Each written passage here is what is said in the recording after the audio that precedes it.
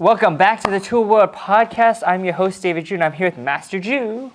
Hello, Mr. Jew. How's it going? Good. Good? Yeah. All right, so we're coming back to our part 2 of this series here. We broke it into 2 pieces here.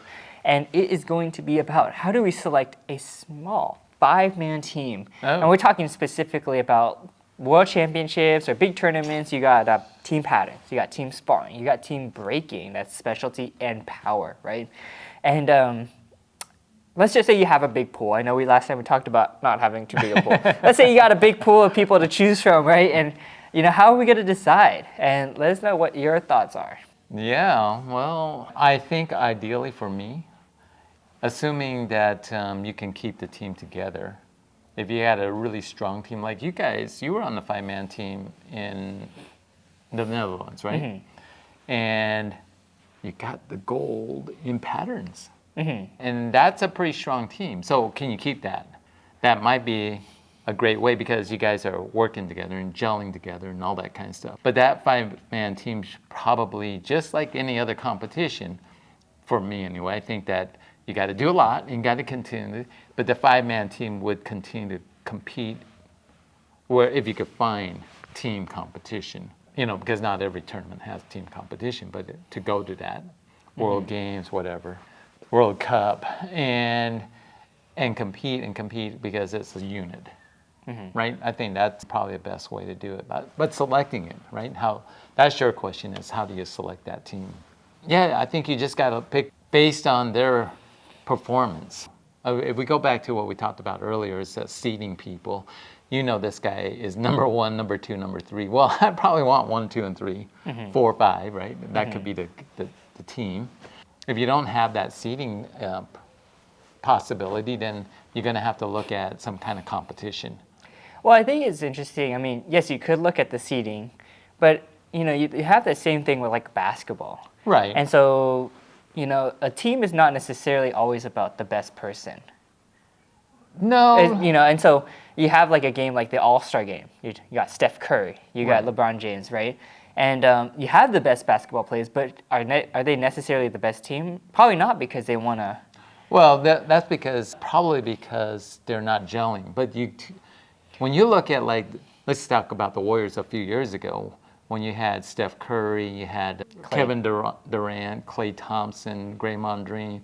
They had some like the best players, and they were working together all the time. Mm-hmm. And so, actually, Steph, Draymond, Klay, they were the 3 guys, and then they added Kevin Durant, and it's like, this is like superstar team, right? And they ultimately they did become really good. And you're right. Sometimes you have a bunch of really good players, but because of ego maybe or whatever, and they're used to playing, as a main guy, right? And to spread that around. So the thing about Taekwondo though is different. I kind of think it's different. The only thing that they have to be in sync is patterns. Okay. Yeah. So if I'm looking at breaking, I just need the best breaker.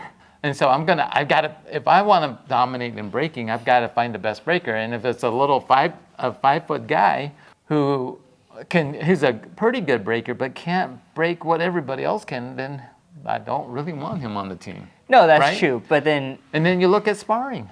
It's not like everyone gets out there. You just want the best sparrer out there. There's no gelling going on here. Well, no, that's.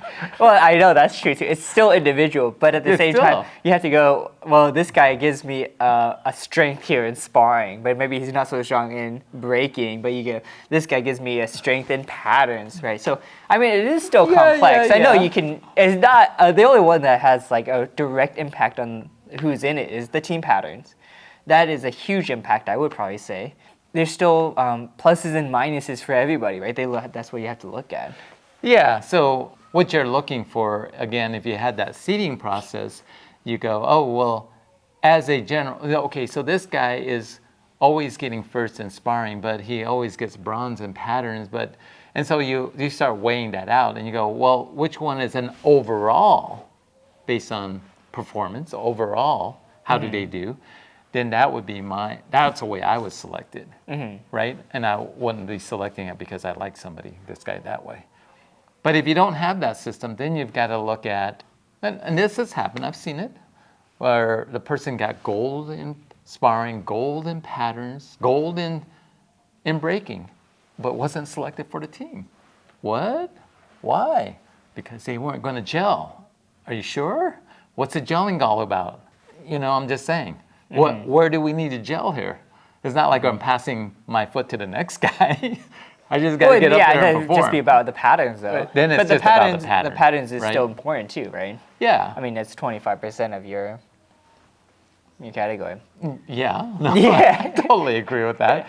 But you could have because you had a great breaker, a good sparrer, and you don't have a good, the guy didn't even place him in patterns, but that's because he was great in the others two, and we're going to pick him on the team. Okay. I'm just saying, right? Yeah, I know. I understand that there's so there could be balance. some subjectivity. Right. And try not to make it as subjective as possible because we all are that way. And I get it. If I'm the coach and I can't get along with somebody, it doesn't work. Well, that coach aspect or the group aspect. So it affects the team. Sure. Right. You get someone that's too egotistical and all the other guys don't want to work with you, then I think it really just comes down to the patterns. Everything else is going to be, what I would want is the best breaker and sparrer and a very good technician in patterns. That's what I'd want. Oh, I think everyone would hope that. But yeah.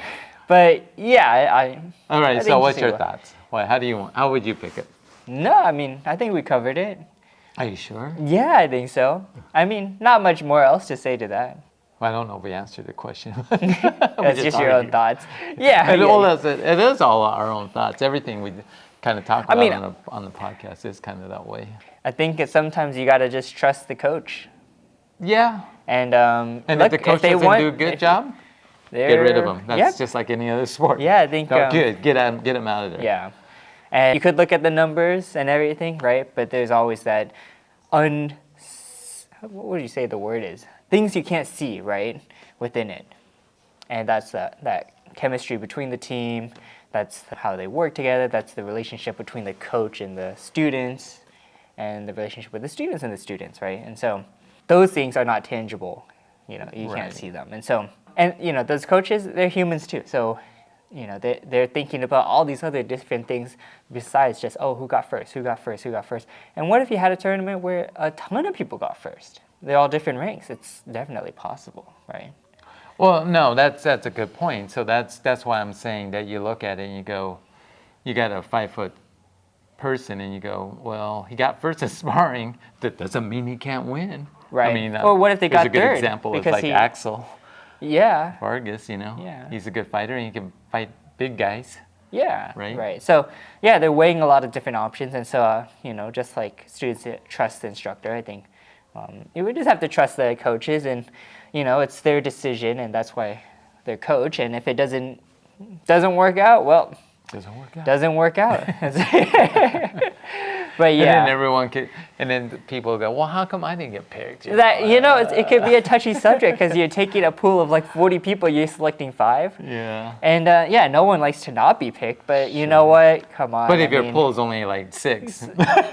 Well, then, either they let on 6 people like some orgs or they say you're out. Although this World Championship is 7. Yeah, I know. Yeah. Is that what it is? Yeah.